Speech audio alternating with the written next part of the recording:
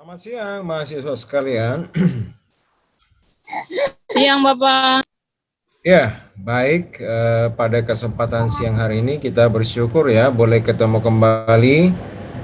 Kita melakukan perkuliahan dari rumah kita masing-masing dengan harapan ya kita dapat lebih berkonsentrasi dan Anda sebagai mahasiswa ya Anda juga bisa memperhatikan ya secara seksama setiap pemaparan materi yang nanti akan Bapak sampaikan. Sekali lagi saya ingatkan mahasiswa yang HP-nya masih berdiri, bisa ditidurkan ya, supaya layarnya bisa menjadi lebih lebar ya.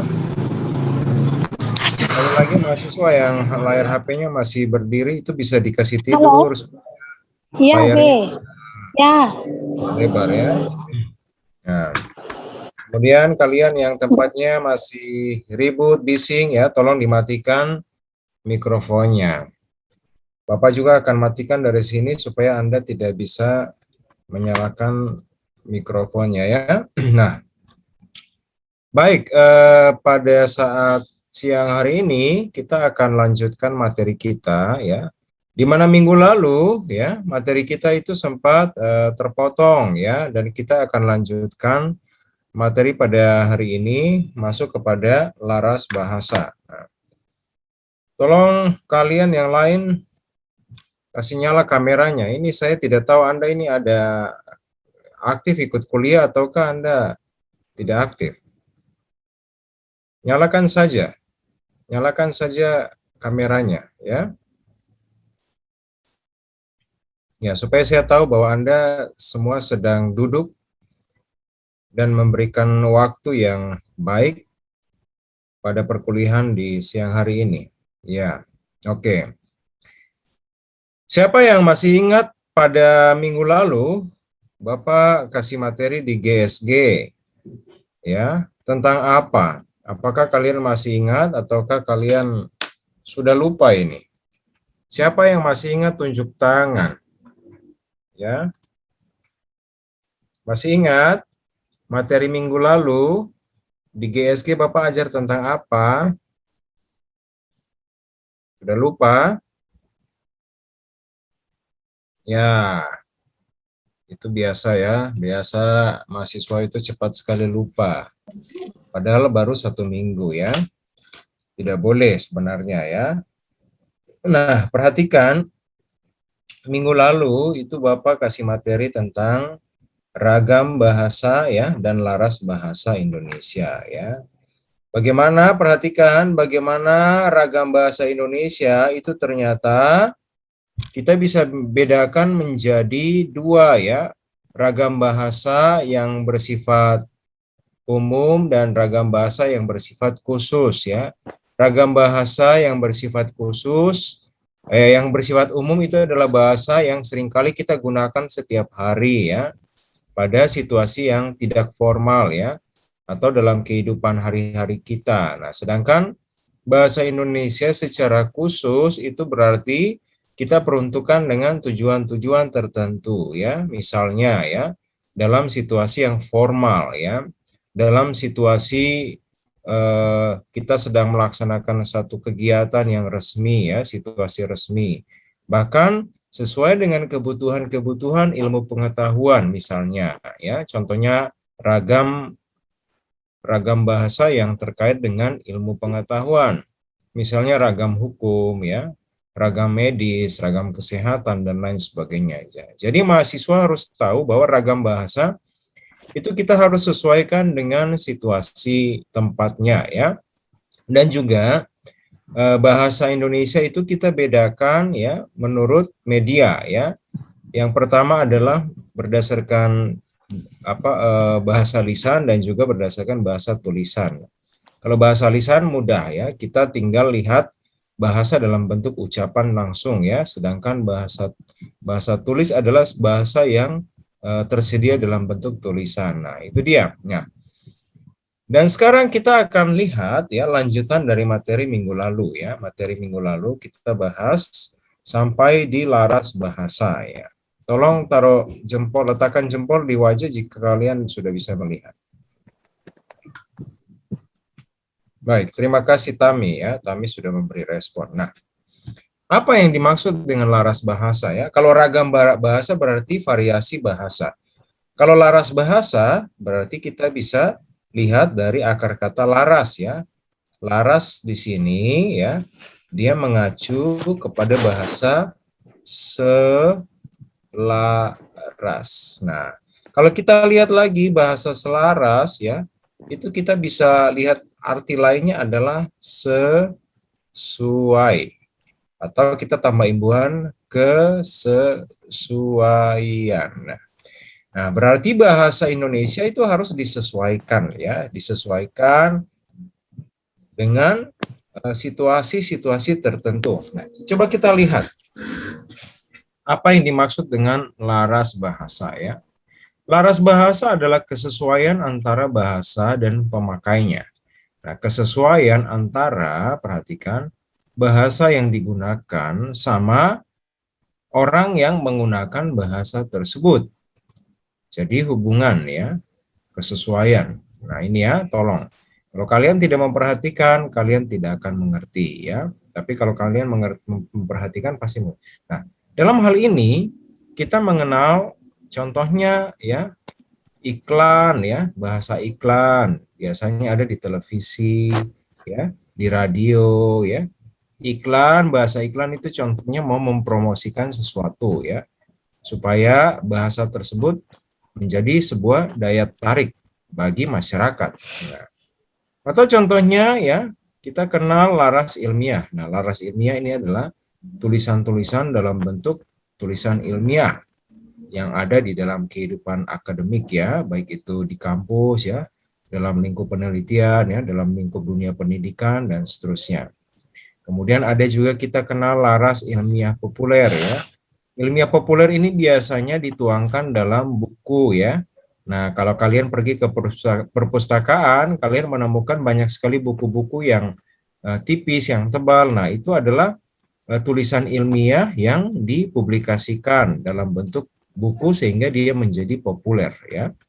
Nah, kemudian ada lagi kita kenal laras fitur ya. Fitur itu artinya apa namanya, keunggulan-keunggulan dari suatu produk ya yang mau kita promosikan. Nah, laras fitur ini biasanya berhubungan sekali dengan yang namanya laras iklan ya. Laras iklan. Nah, kemudian ada lagi laras komik ya. Jadi ada bahasa komik yang harus kita sesuaikan. Nah, biasa Anda membaca komik ya. Komik itu kan biasanya kita suka baca dari saat kita kecil, remaja ya. Nah, komik itu juga punya larasnya tersendiri. Ada kita kenal juga laras sastra ya. Kemudian ada juga kita kenal laras cerpen, laras puisi, laras novel dan sebagainya. Nah, jadi laras-laras inilah yang kadangkala kita temukan ya, model-model tulisannya dalam kehidupan kita sehari-hari. Sehingga mahasiswa sekalian harus jeli, harus bisa memperhatikan dengan sungguh apa yang dimaksud dengan laras-laras tersebut ya. Sehingga nantinya mahasiswa sekalian bisa membuat pembedaan ya, pembedaan di dalam apa namanya, kehidupan sehari-hari. Anda dengan membaca puisi saja, Anda sudah tahu, oh ini adalah sejenis puisi. Anda membaca novel, Anda sudah tahu ya bahwa ini adalah tulisan novel ya.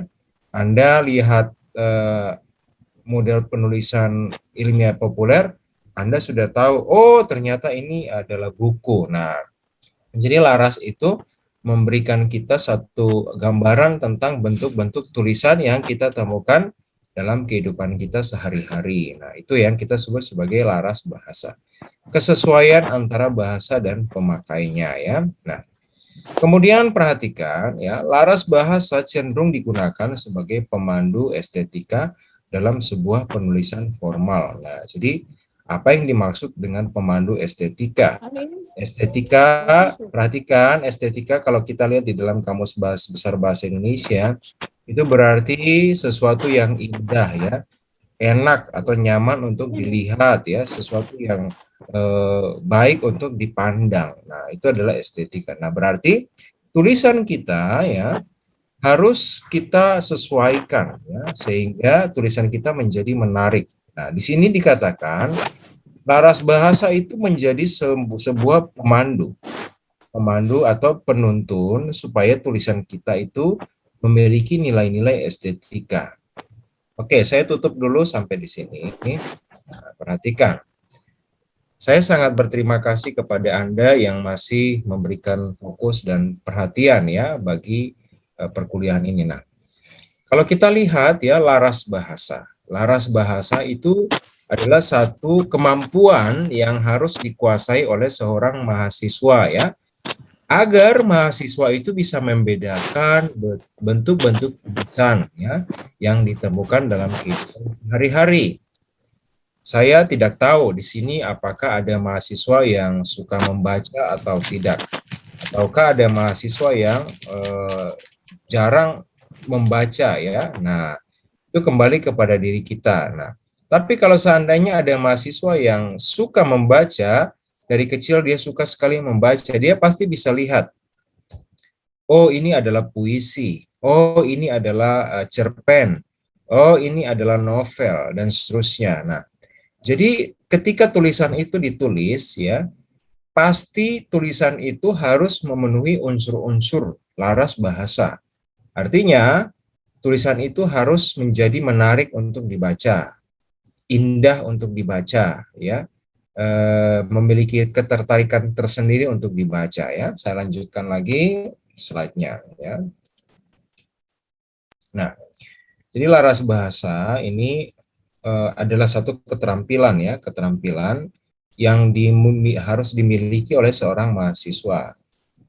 Ya, kalau kita di Papua ya saya melihat ya tingkat partisipasi aktif ya masyarakat ya, secara khusus anak muda di dalam membiasakan dirinya membaca ya, membaca apa saja itu memang cukup rendah ya dibandingkan daerah-daerah lain, apalagi di Pulau Jawa. Nah, tetapi pasti ada juga ya, ada juga masyarakat atau anak-anak muda yang suka membaca di Papua. Tetapi kalau saya lihat kecenderungannya itu rendah ya. Itu pernah saya buktikan di dalam kelas ketika saya melakukan survei ya kepada mahasiswa, siapa di sini yang setiap hari biasanya membaca ya, sehari ada membaca sekitar 10 lembar atau 5 lembar ya.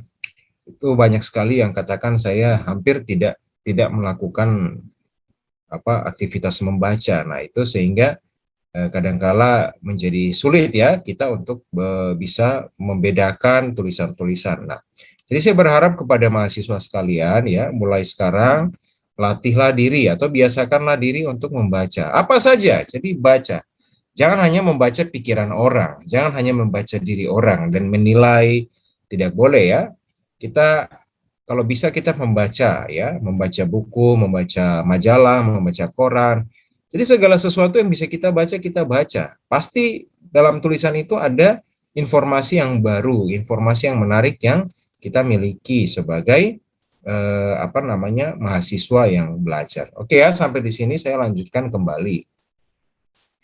Kemudian perhatikan ada satu laras yang harus kita kuasai secara menyeluruh atau secara baik ya.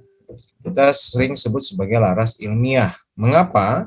Karena sekali lagi saya tekankan bahwa mahasiswa itu nanti akan begitu dekat dengan yang namanya tulisan-tulisan ilmiah ya. Baik itu Anda sebagai pembaca ya, Anda sebagai pembaca, Anda bahkan Anda sebagai penulis karya ilmiah itu sendiri ya. Jadi mahasiswa itu akan begitu dekat dengan yang namanya tulisan-tulisan ilmiah. Nah, bagaimana caranya supaya mahasiswa sekalian ya bisa terampil ya di dalam membaca bahkan ketika menulis ya. Artinya ketika seorang mahasiswa itu membaca tulisan ilmiah dia mengerti, tetapi juga dia mampu dalam melakukan penulisan ya. Ini membaca bisa ya, dia menulis juga bisa ya. Jadi dua-duanya oke ya. Nah, sebelum mahasiswa sekalian terlatih untuk bisa membaca serta menulis, perlu terlebih dahulu seorang mahasiswa itu tahu bahwa saya harus bisa melihat ciri-ciri atau karakteristik dari sebuah tulisan ilmiah. Nah, sebuah karya tulis ilmiah merupakan hasil rangkaian gagasan yang merupakan hasil pikiran, ya, pemikiran, ya. Kemudian yang kedua fakta, ya. Fakta ini berarti sesuatu yang nyata yang terjadi, ya, yang terjadi nyata, ya. Bukan, kalau fakta itu lawan katanya apa? Hoax, ya, atau sesuatu yang tidak benar. Nah, peristiwa, ya, peristiwa tertentu yang terjadi, ya. Gejala, ya, gejala-gejala yang muncul, ya. Ini bukan hanya dalam sisi medis, ya, gejala penyakit yang muncul, tetapi gejala-gejala, contohnya gejala sosial yang nampak dalam masyarakat, ya. Itu juga bisa kita lihat sebagai suatu gagasan ilmiah. Kemudian yang berikutnya adalah pendapat. Nah, ini yang saya bilang, yang terakhir ini yang harus mahasiswa lihat, ya, bahwa yang namanya tulisan-tulisan ilmiah itu tidak hanya bicara soal sesuatu yang diuji, ya, hipotesa atau sesuatu gagasan yang diuji kebenarannya, tetapi ketika mahasiswa menyampaikan pendapat dalam bentuk tulisan, apalagi pendapatnya adalah pendapat yang merespon, ya, atau memberikan komentar tentang satu pengetahuan ilmiah, maka pendapat tersebut kita bisa sebut sebagai tulisan ilmiah, ya, tulisan ilmiah, ya, karena itu merupakan hasil pemikiran yang murni dari seorang mahasiswa. Nah, perhatikan, jadi seorang penulis karya ilmiah itu menyusun kembali berbagai bahan informasi menjadi sebuah karangan yang utuh. Nah, jadi Anda sebagai mahasiswa perhatikan di sini, ya. Kita bicara ilmiah, nanti kalian akan rasakan ilmiah itu seperti apa. Mungkin sampai saat ini kita masih memahami ilmiah itu hanya sebatas pengertian, ya. Hanya, sekali lagi, hanya sebatas pengertian. Tetapi nanti suatu saat Anda akan mengalami secara langsung bagaimana berhadapan dengan yang namanya tulisan ilmiah. Bahkan Anda tidak bisa menolak ketika Anda dipaksa untuk harus memiliki sebuah tulisan ilmiah. Artinya Anda harus menulis. Nah, apa itu tulisan ilmiah, ya? Tulisan ilmiah itu adalah bagaimana dia memberikan suatu uraian tentang pemikiran, fakta, peristiwa, gejala, atau pendapatnya sendiri, ya. Jadi seorang penulis karya ilmiah itu menyusun kembali berbagai bahan informasi yang menjadi sebuah karangan yang utuh, ya. Baik, ya. Nah, saya pikir kadangkala kita masih bingung dengan yang namanya tulisan ilmiah, tapi perhatikan, ketika seorang penulis karya ilmiah, dia dapat menyusun kembali berbagai informasi menjadi sebuah karangan yang utuh, ya. Contohnya, ya, saya kasih contoh. Saya tutup dulu, ya. Contohnya kita mau tulis satu tulisan tentang masalah kemiskinan yang terjadi di satu daerah, ya. Contohnya di daerah Koya. Bapak kalau pergi ke Koya, ya, Koya itu di daerah-daerah daerah-daerah yang dekat sungai, ya, secara khusus yang daerah pedalaman di dekat Koya itu saya masih menemukan masyarakat asli yang kasihan, mereka tidak punya uang yang cukup sehingga mereka tidak bisa menyekolahkan anak-anaknya. Contohnya kita mau tulis tentang masalah kemiskinan di Koya. Nah, jadi kita akan mencari informasi. Anda akan cari tahu, ya. Anda akan tanya kepala distriknya siapa, ya. Kemudian Anda akan tanya contohnya tokoh-tokoh agama yang ada di Koya, ya. Anda bahkan akan bertanya juga kepada masyarakat asli itu sendiri, ya, terkait dengan situasi kondisi yang mereka sedang alami. Nah, ketika Anda mencari tahu informasi, Anda nanti akan mulai menyusun informasi-informasi tersebut menjadi sebuah tulisan, berangkat dari banyak informasi, ya. Jadi Anda tidak hanya menggali informasi dari satu orang. Contohnya Anda hanya menggali informasi dari tetangganya, orang-orang yang miskin tadi, tetapi Anda betul-betul harus mencari informasi dari segala arah. Kenapa sampai mereka miskin, ya? Kenapa sampai mereka tidak bisa menyekolahkan anak-anak mereka? Kenapa sampai mereka tidak bisa punya uang, ya? Mereka dari mana asalnya? Nah, latar belakang seperti apa? Nah, itu harus kita gali. Dan itulah yang nanti akan kita susun dan kita akan jadikan sebagai sebuah tulisan ilmiah. Nah, Sekarang masih gimana? perhatikan, oleh sebab itu, ya, penyusun atau pembuat karya ilmiah tidak disebut pengarang, melainkan disebut sebagai seorang penulis ya. Oke, sebentar ya, Bapak minta waktunya 30 detik sebentar.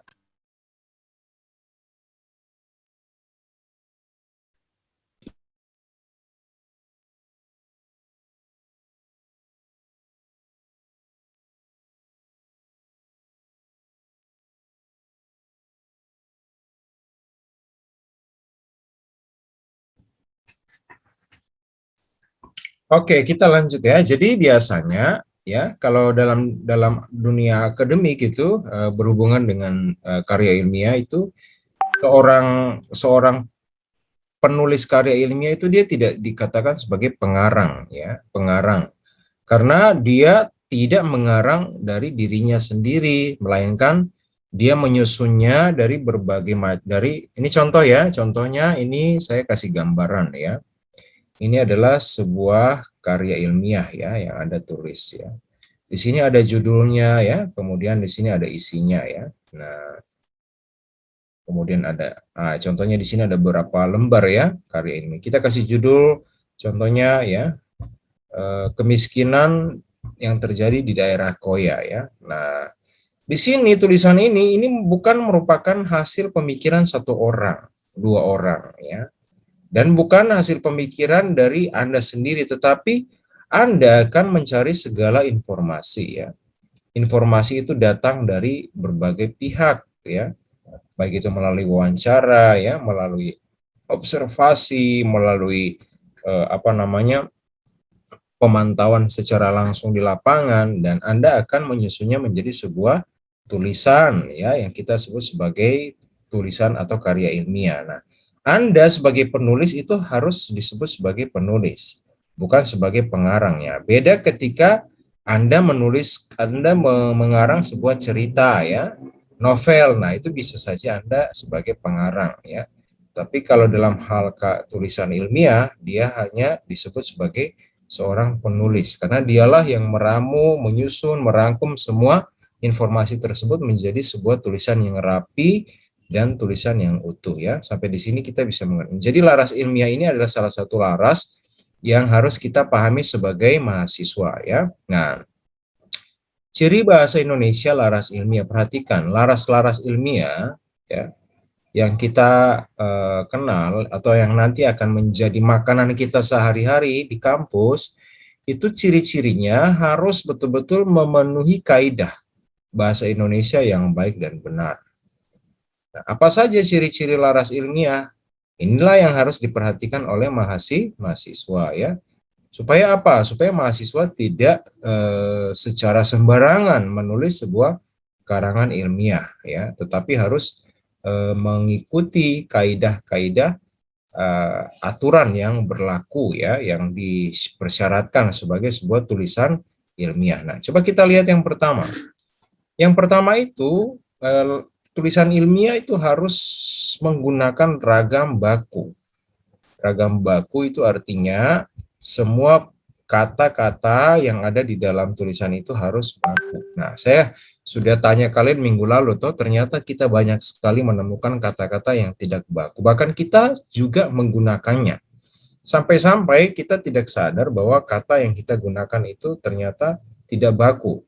Contohnya seperti kata sistem ya, nasihat ya, kemudian kuatir ya. Nah, itu semua kata-kata itu ternyata tidak baku. Nah, itu tidak boleh kita pakai di dalam sebuah tulisan ilmiah. Kemudian yang kedua ya, penggunaan kalimat efektif.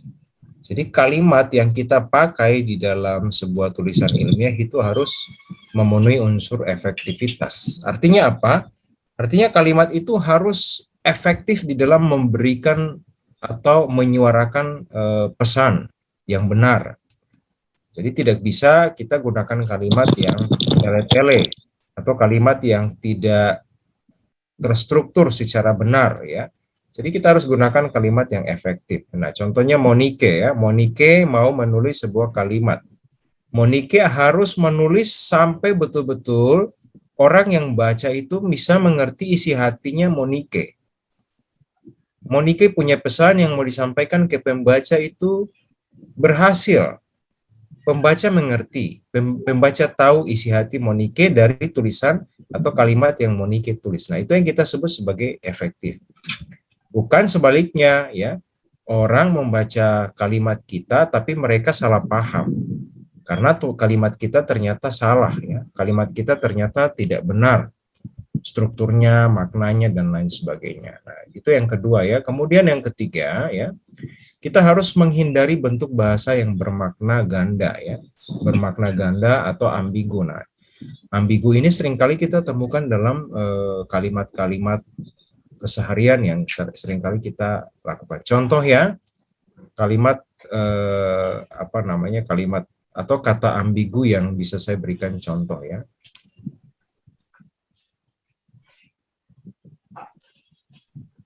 Kata kemeja. Nah, kata kemeja ini punya makna ganda, ya, punya dua makna. Makna pertama itu artinya kemeja baju, ya. Dan makna yang kedua artinya ke meja, pergi ke meja, ya toh?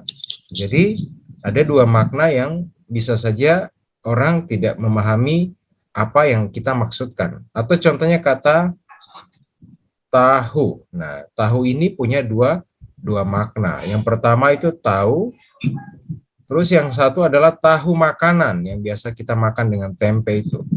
Nah, jadi bentuk-bentuk begini kita harus perhatikan dengan serius. Harus kita jelaskan, ya, yang kita maksudkan itu tahu apa, tahu makanan kah atau tahu mengetahui, ya, seperti itu, ya. Dan ada juga bentuk-bentuk ambigu dalam sebuah struktur kalimat. Nah, nanti saya akan berikan contohnya minggu depan pada saat kita membahas tentang kalimat-kalimat efektif, ya.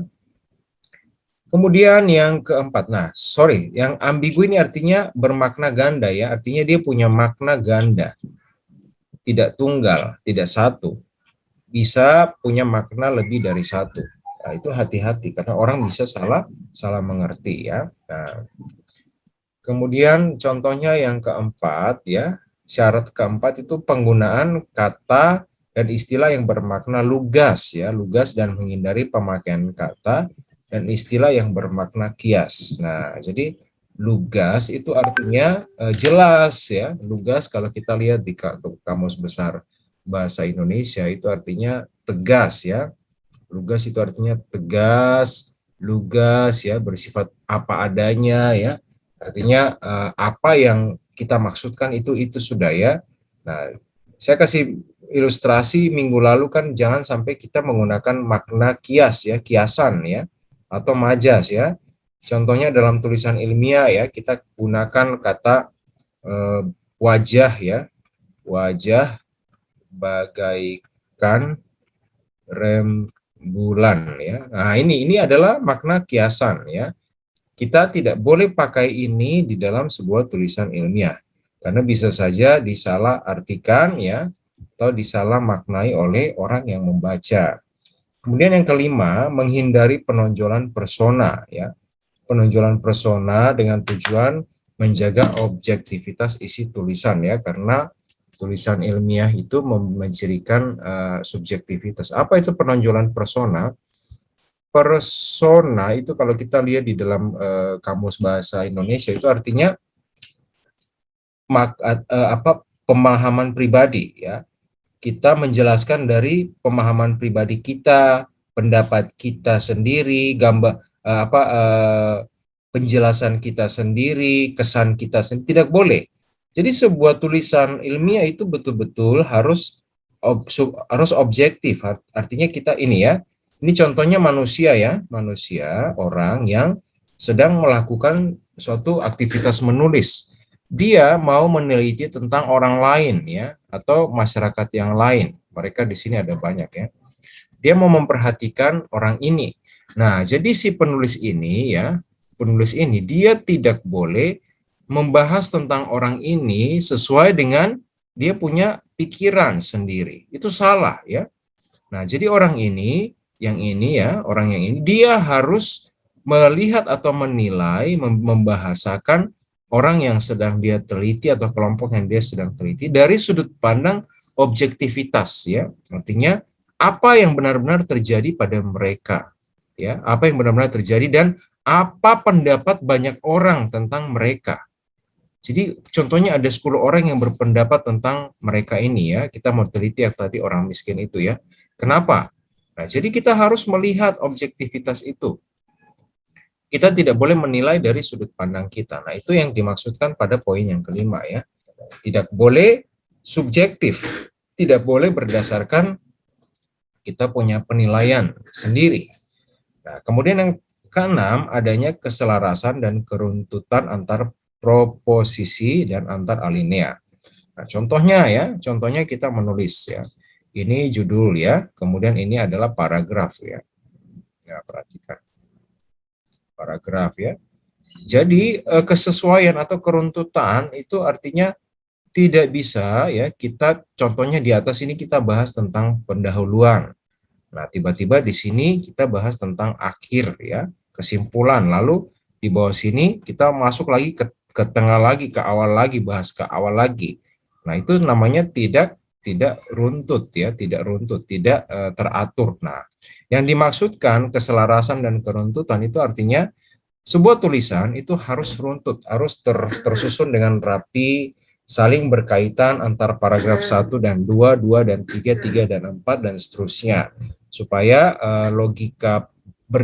perjalanan logika seorang pembaca itu bisa disesuaikan dengan makna dari sebuah tulisan tersebut, ya.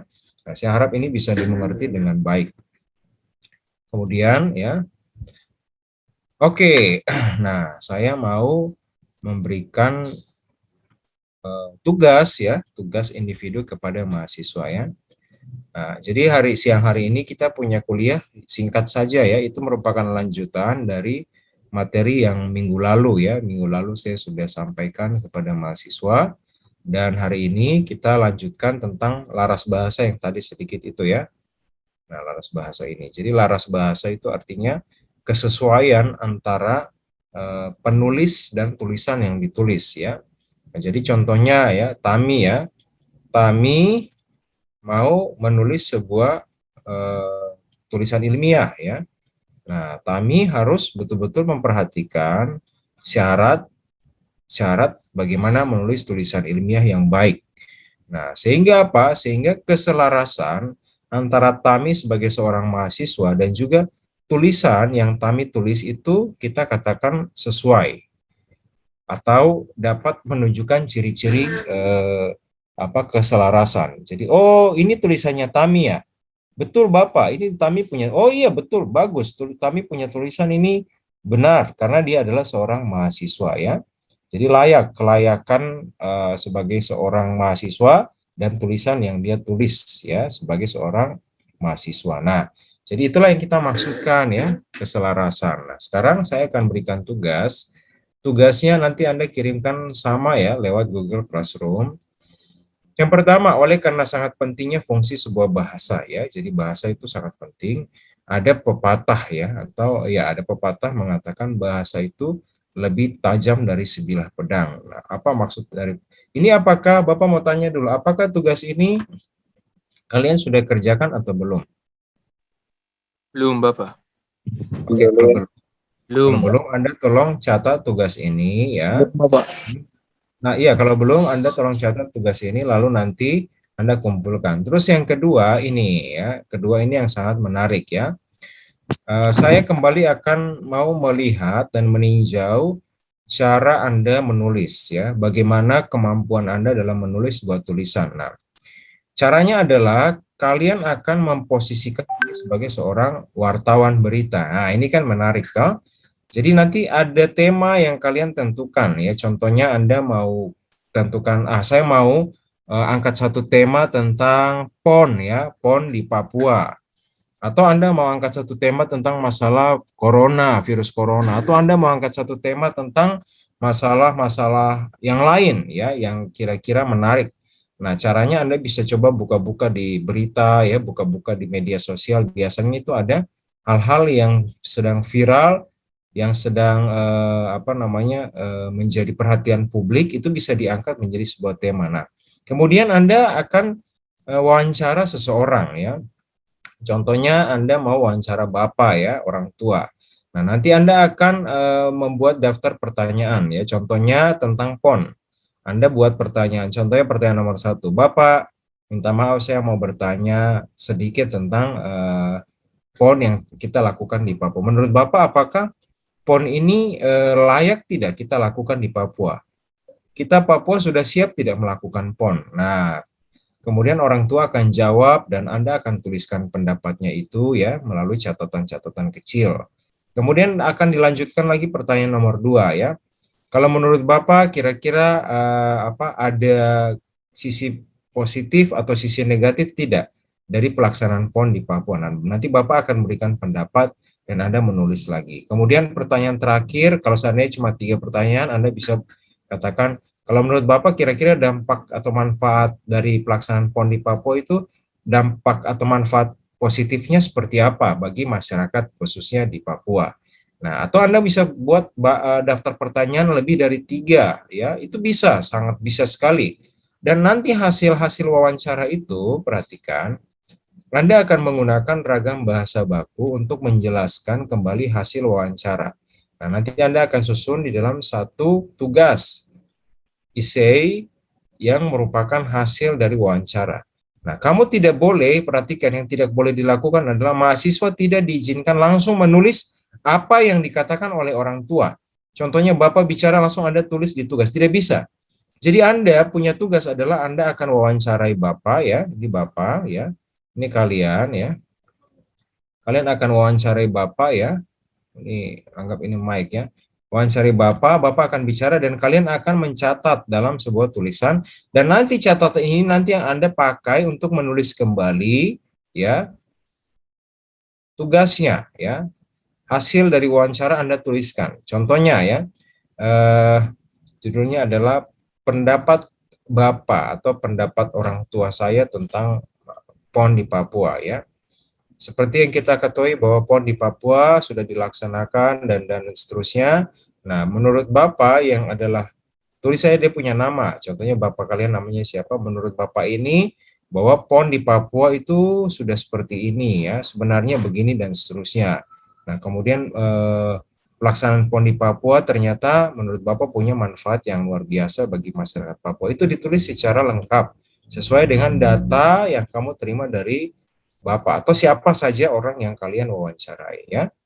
Nah, saya pikir tugasnya saya pikir cukup jelas. Nanti silakan dikerjakan, Bapak akan kirimkan forumnya di Google Classroom dan nanti Anda akan mengirimkannya di sana. Nah, batasnya kapan? Batasnya nanti sampai hari Sabtu ya. Hari Sabtu malam itu sudah paling lambat dikirimkan. Bisa dimengerti ya? Oke, kalau bisa Bisa, dimengerti, Bapak. Bapak mau kasih kesempatan untuk bertanya. Sambil Anda mempersiapkan pertanyaan, Bapak, saya akan mempersiapkan absensi untuk kita ya.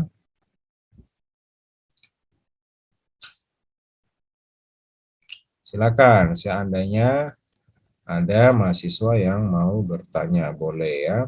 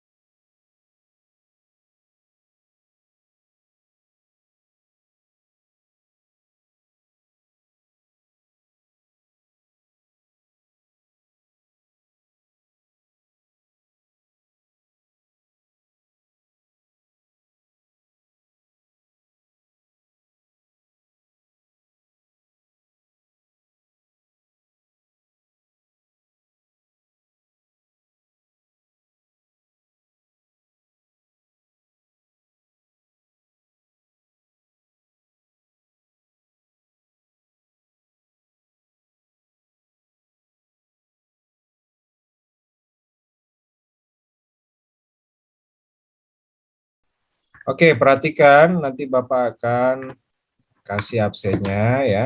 Perhatikan passwordnya.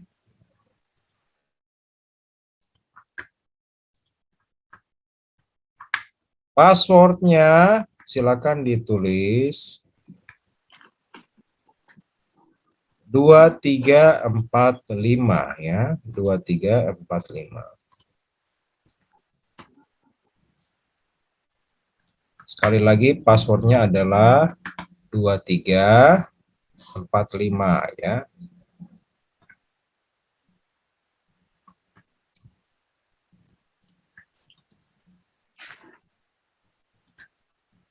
Saya akan kirim lagi di ini ya, di Google, apa di grup WA ya.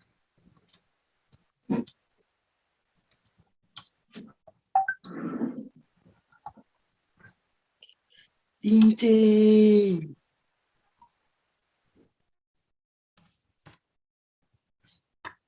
Oke, Bapak sudah kirim di grup WA ya. Jadi silakan Anda melihat dan absen. Sekali lagi tadi passwordnya berapa? 2345. Ya, oke. Jangan sampai kalian. 2345. Sudah, silakan bisa di absen nanti ya kalau ini. Baik, saya pikir itu saja. Kita punya perkuliahan tidak lama karena hanya kita melanjutkan. Nanti minggu depan kita akan lanjutkan pada satu materi baru ya. Saya harap Anda bisa mempersiapkan diri. Kalau saya sampaikan secara online, berarti kita akan kuliah secara online seperti ini ya. Baik, demikian perkuliahan kita, mahasiswa sekalian. Terima kasih untuk waktu yang telah Anda berikan, ya, fokus dan perhatian. Dan kiranya apa yang tadi kita sudah pelajari, meskipun hanya seberapa, tapi kiranya boleh menjadi informasi yang sangat penting bagi Anda semua. Kiranya Tuhan senantiasa memberkati kita. Selamat siang. Selamat siang, Bapak. Selamat siang, Pak. Yang Pak.